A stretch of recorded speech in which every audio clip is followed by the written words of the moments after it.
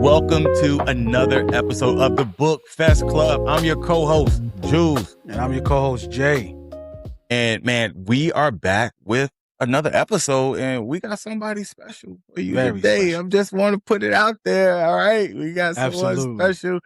But before we get into, we gotta introduce her the right way before we get into our discussion today. Absolutely, bro. Take it Right. away. Man, listen, ladies and gentlemen, today we got a special one, all right? Let's be clear. Our guest isn't just writing thrillers out there in the bookish community. She's writing obsession, all right? She's the kind of author who has you saying just one more chapter before you know it. It's 3:17 in the morning. Your alarm goes off in 2 hours, and you're blaming Bre Coleman for your lack of sleep. But it's not a bad thing. It's a gift. Let's be clear. All right? Absolutely. Bre has built a loyal readership by delivering stories that are emotional, icy, all right, addictive, and impossible to put down. She doesn't just write chemistry. She creates characters readers fall in love with in relationships they can't stop talking about. Swingwood Estates can't even stop talking about these characters, all right? What I admire most is that, one, she's a veteran. She's an Army veteran. Just found that. I knew she was a veteran. I read it in her bio and whatnot, but she confirmed it that she is an Army veteran. Salute. I'm a fellow Army veteran, so salute to that. But another thing that I admire most is that beneath the Swingwood Estate freak-offs and Cara Duck and Damien, there's substance. All right? There's real substance there. Her characters carry wounds. They carry dreams, fears, hopes even, all right? As an independent author, she's worn every hat, from writer to editor to marketer to CEO and storyteller. She has bet on herself, all right? Absolutely. She's pushed all the chips in on Bre Coleman, and readers have been cashing in ever since, all right? And so today, we're talking about the journey, the grind, the creativity, and the stories that have made Bre Coleman one of Thriller's most exciting voices, all right? Bookfest Club. Y'all know what time it is, all right? Help us welcome the incredibly talented Bre Coleman. Let's go ahead and make some noise. Y'all. Yeah. We had to get in here. Let's go. We had to get in here, man. we ain't gonna hold you so long. We ain't gonna hold you long, Miss Bre Coleman. But let's get into it, right? Every author has an origin story. No doubt. And for the people that don't know you, let's get to know Bre Coleman. What inspired you, to begin writing, and how did your journey to becoming an author unfold? Oh my goodness. So I have actually been writing for a while, and I never actually shared my stories with anyone. Um and my current boyfriend now, we started dating, and I was writing some stuff. We was in my house. I was writing some stuff while he was here, and he ended up telling me that he was a writer as well. And he asked me, he was like, well, if you let me read some of your stuff, then I'll let you read some of my stuff. Okay. And so I let him read a little snippet of it. And he was like, oh my goodness, you got to finish this. And it's crazy because the story, which was, I was working on Deception at the time, and it was going to be something completely different than what it is. So I always start these stories, but I have never actually finished a story before I finish Deception. He's like, you got to finish this. You have to absolutely finish this. You got to put this in front of readers. Like, people will actually read this. And I said, okay, I'll think about it. And so as time went on, I eventually wrote it. Then I rewrote it and rewrote it. So it kind of ties into the story. But I was initially going for like more like drama, romance type. And then when I started writing, I'm like, I don't think, I don't think he liked it. I'm like, oh, I don't think it's gonna receive well. And then it actually turned into a thriller. So that kind of got me into writing, and I just kind of like continued after that. I guess I had the momentum, so I was like, oh, let me write something else. So I actually published 3 books within that year. Wow, that's awesome. That's really wow. Where you find out that your boyfriend also writes. That's writer, right? Yeah, that's he pretty. like dabbles a little bit. He do short stories, and he's like one of those writers who like literature type stuff. So Yeah, he's that's gonna be good. full of like vocabulary and stuff like that. But it was interesting because I never actually talked to someone that read, let alone writes. Right. So it was just an instant connection, and then him pushing me to actually do that. That's So Okay. awesome. That's I really like cool.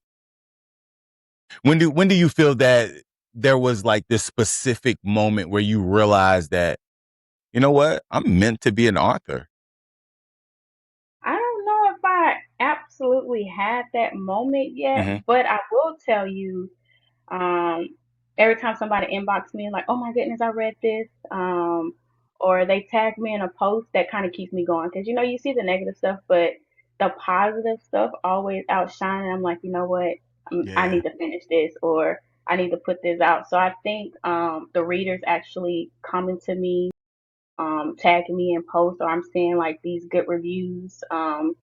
That's the moment where I'm like, okay, this is motivation for me to keep going, to keep putting my work out there. If it's only one person that's reading it, okay, I got that, that audience.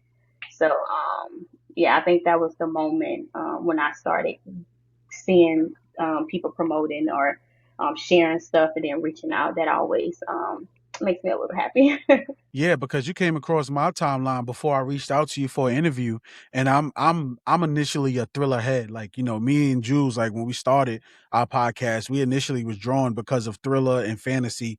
We didn't really start romance until earlier this year. So for us, it's like, you know, um, the characters, which character, has stayed with you long after you have finished writing. For me as a reader and going, this for me is Kara. I got some questions about Kara now.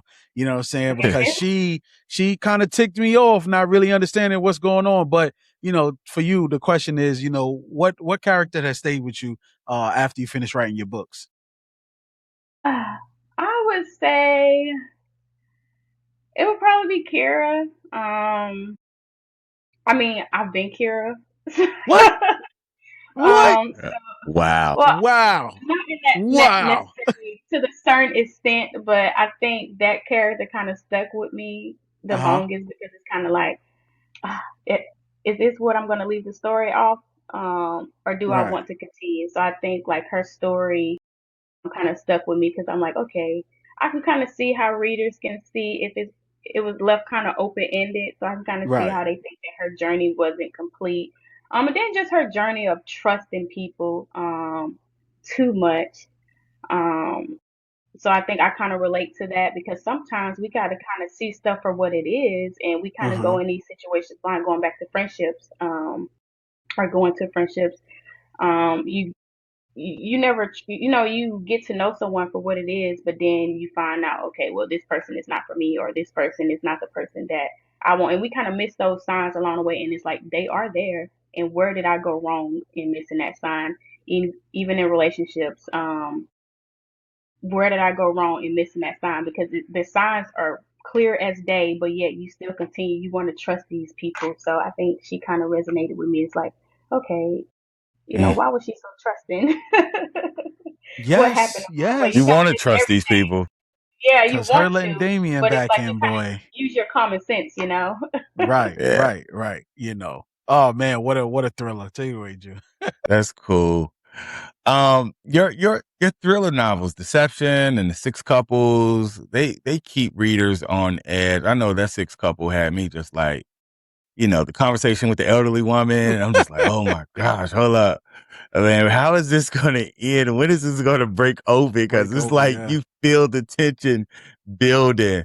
Without giving away any spoilers, what can readers expect from these two stories and what inspired them? um, so from Deception, I guess what you can expect from this story is kind of like relationships, toxic relationships. You can't trust everybody. Mm. So Definitely can't. take that, what you do with that, what you will. Inspired that story? I would say loosely. If you read the story, then there's a piece in there with the ex-husband that actually happened. What? So that I would say that inspired the story. Everything else is fluff, but if you read the story, you know what I'm talking about. And you talking about Mm. Deception? Yes, Deception. So if you read that story, the piece with the ex-husband, that Walter? actually Mm. happened Wait, to me. Walter? Yes. Wow, I'm so sorry. I'm so Yeah. sorry that that happened. Because So for that those who really, read Deception, understand what she's yeah. talking about at this Mhm. time. Wow, Mm. that's telling that you put a real life experience into a book. Mhm. Because I mean, obviously the reader has no idea that that happened to you. Again, I'm sorry that that happened to you. How did you build and grow from that from that situation? And was it tough to write from a perspective of somebody who's been through that type of situation? I think at times it was tough kind of relive that, and I'm like, wow, I was really in that situation, and it could have ended so much differently had I not got myself out of it. Now the Mhm. situation was a little different. It didn't go to the extent, but the main point that did happen. But as getting myself up out of that situation, I'm like, wow, that could have happened differently. So writing it, kind of reliving that experience was tough, but it was a story that I wanted to tell kind of just to get it out there. I know people like, oh, this is no one is too trusting, this is very false, no one happens. I'm like, you don't know, like that stuff happens in Wow. real life, living it daily, and we can have a million stories that's going to tell the same message. Is just the delivery, I guess, how we put it out there. Yeah. And I'm sorry, what was the I don't know if I fully answered your question. No, and Yeah. how was it Well, writing from that perspective? Did it make it easy? Was it difficult writing? Because sometimes it happens, but then when you write it, you have to relive it. So was it difficult writing from that perspective? It was actually pretty easy writing from that perspective, because I had a lot of intake on how I wanted to go with the story and where I wanted it to go. And then I had limitations of what I wanted to put in there and what I wanted to write around. Absolutely. So I think it was easy because I kind of got the message out that I wanted to get out, and then I kind of wrote around everything else that kind of needed to support the message that I wanted to get out. Absolutely. Absolutely. mm. You mentioned toxic. You mentioned that one thing that readers can get out of this reading is, man, toxic relationships, right? And so we want to kind of switch it to, when you read, what is your toxic reader trait? Are you constantly trying to guess the ending? Are you judging every character's decision? Are you yelling at the Right. book like you in the movie theater, like, don't go in there, girl? Like what's your toxic reader trait? Right. Doing all the above, but my toxic reading trait is, I know y'all gonna hate me for this, but I would skip to the last chapter and read it. I read What? almost most of the time. I That is read the last. sacrilege. That you can't I Wow, do know. Bree. that. Come on, Bree. Wow. For So the now when they people, get to impatient readers, there is. Oh my goodness, I have to. wow. Or Wow. I would skip to the middle. I just have to know, and especially if something I'm like, oh my goodness, this is not going how I want it to, and I skip to Uh-huh. Yeah. see. Yeah. And especially with Wow. like an Arthur, because you know You the right. formula to writing, and it's just like, hold up, man. Absolutely. Hold up, this arc isn't arcing like I needed to do. Hello, let me. Yeah. Wow, you go to the end. Ending. I was not expecting that, bro. When we came with that Yeah. question, I was not expecting that. I did. Neither would. Oh Wow. wow. Does it Mm. ruin it? Does it ruin it? Piggybacking off what you, does it ruin the book for you? Because I still read the whole book because I want to know how do we get there. So I still read the whole book, but I gotta know. So like if I'm reading the first couple chapters and I'm like, man, I gotta know. I just have to know.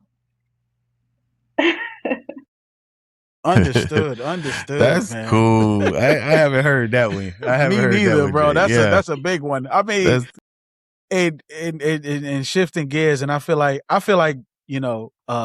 Jew should handle this question. Y'all being yeah. military folks. Yeah, who? You know what I'm saying? Hey, that's what I'm talking about. So I had two jobs in the Army. I was a radar Mhm. repair. At the time, I was a 35 Mike, and then I was at 88 November.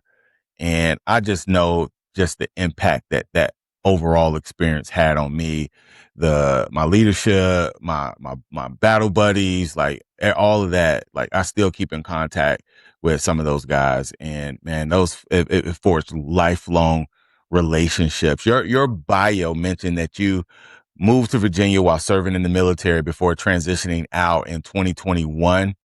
How did that chapter of your life shape your discipline, even as an author, as a woman? How did it shape your storytelling and the way that you handle pressure as an author? Because you guys would be under you're under some deadlines, and you're trying to Yes. crank out this material and trying to meet these deadlines, editing deadlines, and what have you. How did that military experience shape you as an author? I think you already touched on the discipline. I think it helps me stay on track. So as far as when because I do everything myself, so I'm not on a huge tight deadline. But if I want to push something out, like if I say I'm putting a date out there, then I have definite marks. I'll set schedules. So that kind of the military kind of shaped me to stay on schedule because hurry up and wait. I know you already Come know on about the now. military. Just hurry up and wait. We five supposed to be there at 5 o'clock. We're not doing anything till about 9. you know, Come on so now. that Oh stuff my happens. So goodness. I think the discipline to stay on track, and then when I do get off track, kind of it taught me patience because okay, well you can't control stuff. So if I do go off schedule, I can't kind of control that. So it kind of it just shaped just helped me stay on track with as far as discipline, like motivation, and then taught me patience as far as in my writing. um Now going back, I have an interesting story about the sixth couple, going back to kind of what shaped the sixth couple. When I first got to Fort Eustis, when I got there, I want to say like Yeah, I 2018, trained there for a little bit. 19. There was, some soldiers talking about a sex ring that was that was busted. So it was like this whole orgy, and I was like, one day I'm gonna write a story about that because I was writing for Wow. a while, and that kind of shaped when I knocked out Deception. And that story came to the back of my head, like, oh, maybe Mm. I should, write this story. So Hey, I know you listen. mentioned earlier, the sixth couple was freaky deaky. That came from Yes. that It's kind of called yes, Swedenwood Estates, y'all. That should tell you. That should tell you something right there, man. We want to Yeah. first thank you guys for your service, to both of you. We appreciate everything you've done for serving, our country and giving us the liberties and the freedom that we have today, first and foremost. Let's get into Bre the author versus Bre the person.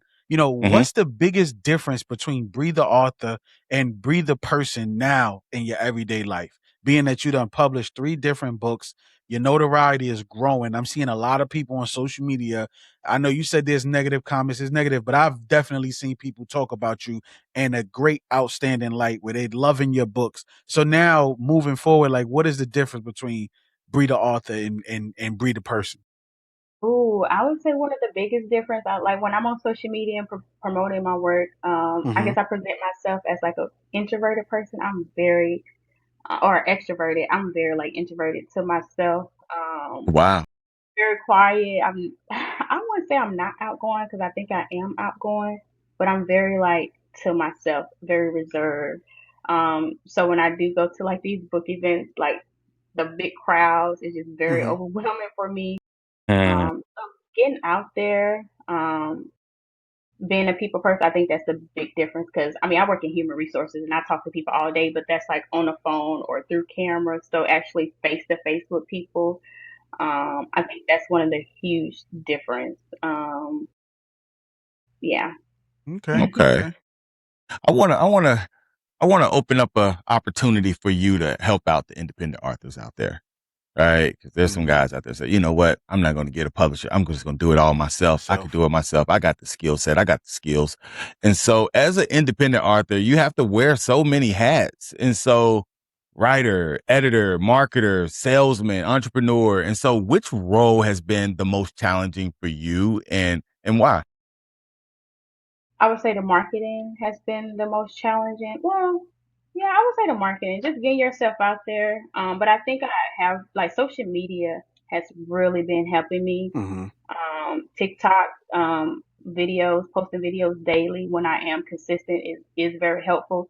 But marketing only because you have to stay on top of it. When you miss a day, that can be like, Set you okay, I back. could have had some Mm-hmm. sales that day. Mm, So you have to be on top of it. That's probably the most challenging, but that's probably the most like the biggest area where I'm improving daily at is marketing. So it's the biggest challenge, and then it's like the most helpful to my career as well because without me, it's just not going. If I'm not promoting, I mean, I know other people are promoting, but I have to continue to promote it so people can See continue to you. see my work.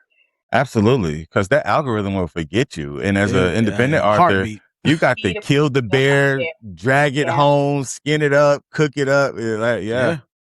So I know one person was like, I've been seeing you on my timeline dating. I'm gonna just go ahead and pick it up. And I'm like, well, it's that's actually the point. working. Thank That's you. the You know, point. Mm. Nah, yeah. you gotta hammer down, your content because, like you say, being an independent author is like it's just you. So the more you get it out, and that's how I've been seeing it. Like I've been seeing people repost your content. I've seen you numerous times, on my timeline, and I'm like, I definitely we love Thriller. So and you being a educated Black woman, I was like, oh yeah, I got to see what my sister put down in this Definitely book, appreciate and that. Yeah. and Thank and you. this is where it goes into like the Bre Coleman effect, the Bre Coleman signature. Every author has their signature. So, what is Bre Coleman's signature and what should readers expect every time? New readers, returning readers like myself, what should we expect every time we pick up a book from Bre Coleman? Definitely a lot of suspense. As far as the book itself, I always use this slogan, trust no one. I write thrillers. So Absolutely. it's like I know people want a happy ending. Nah. Sometimes the book you do not like it's a thriller, okay? You're not gonna have a happy ending all the time. So Absolutely. That's true. yeah, That's or true. open ended. Like I really love interpretation. So not too much of an open ended, but I want you to kind of gauge the ending yourself, but Hmm. still have somewhat of a closure. So I think the expectation, if you're looking for a happy ending, is not always going to be there. And let me Mm. follow this one up, Drew, before you get to the next Yeah. question. This is perfect. This is like one of the perfect things because I'm thinking about the ending in Deception, right? We know what I happened know with that's what Damien, right?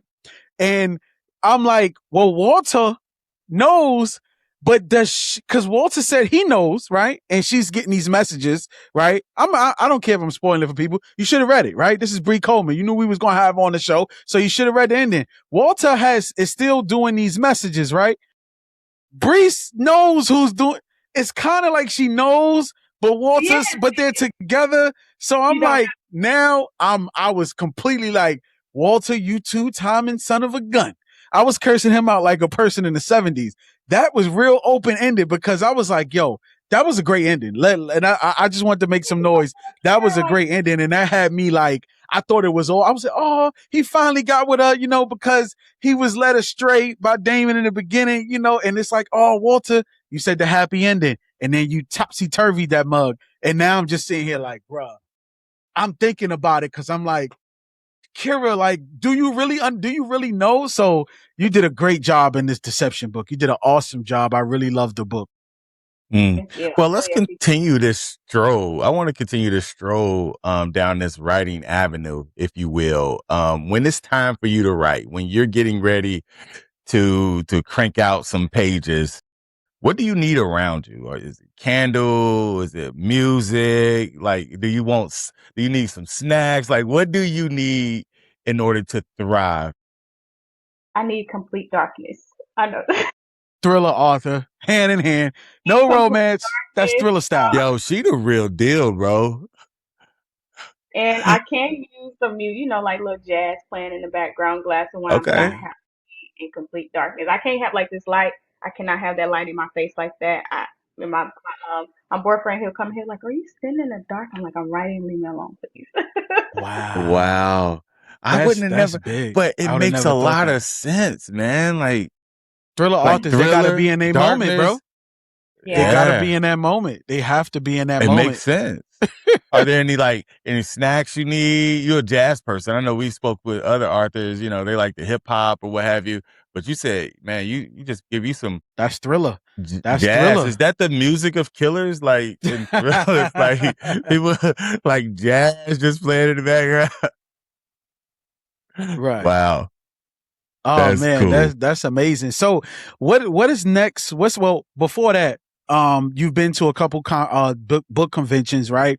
How has, the love and how has the reception been when you're out and about and you're at these bookish events? What is the love for Bre? What are some of the things that people have come up to you and said, while reading your book and getting to meet you for the first time? Oh, man, I in person I get so much love. My first book event was in Suffolk here in Virginia, and I got a lot of traction from my TikTok post from that. So it was a lot of readers that came out to see me. They were just really excited. That was one of the first events that I went to, and I just had a huge crowd. That was one of those ones where I had to come back home and digest from, all the Right. Mm, Like the love is real.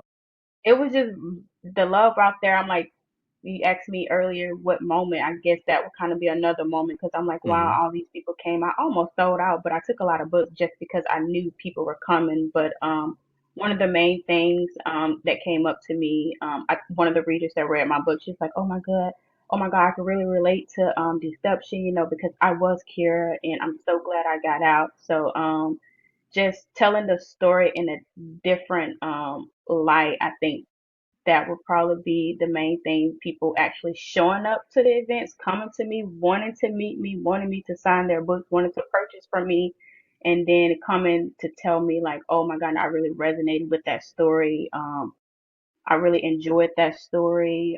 Or I'm telling somebody else about your book, or I brought a friend with them. So I think that, yeah. Okay. Okay. I know it. And the sixth couple, I think it was Justin and Mia. They, this couple, they're having conversations, right? God. They got this crazy room in their house. They just got like all It's types of always equipment freaky in deaky in stuff. in in this room. But apart from all of that, I saw like a marriage, like I saw marriage communication Mhm. on a topic that could be like highly intense, right? And just tension filled. And some would even call it a crucial conversation or a high stakes conversation that they're having about how far they're willing to go to experience pleasure. And, in the bedroom, like what would you want couples to take away when I say, well, let me say this. What would you want married couples to take away from the relationships in this book? And I know it's not like a relationship like Steve Harvey type book. It's a thriller. However, what would you want marriage? Because you wrote these characters in a way where, they're exploring this space. And so what would you want married couples to take away from this?